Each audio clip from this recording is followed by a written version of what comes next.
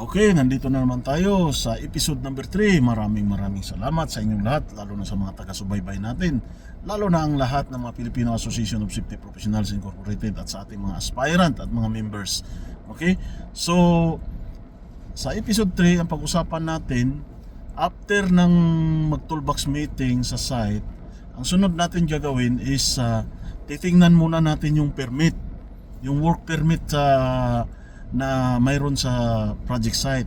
Paano ba natin ito tignan? Bilang safety officer, tingnan natin yung oras, kailan mag-start at kailan matapos, ang date, kailangan tingnan natin yung location, saan, kasi baka mamaya yung permit na yan ay copy-paste na lang mula pala sa ibang at tapos na pala, mali ang date or mali ang oras. Then tingnan natin yung work description, ano bang trabaho nakalagay doon. Tapos tingnan natin yung equipment tools na gagamitin nila. Then tingnan din natin yung mga hazard na kiniklik nila kung tama ba. Then tingnan natin kung anong mga safety requirements naka-click din doon. And then ilan ang workers na naka-mention sa permit. So double check natin yan. Pagkatapos, kung ano yung equipment tools, titingnan natin, i-inspect natin physically yung mga tools and equipment.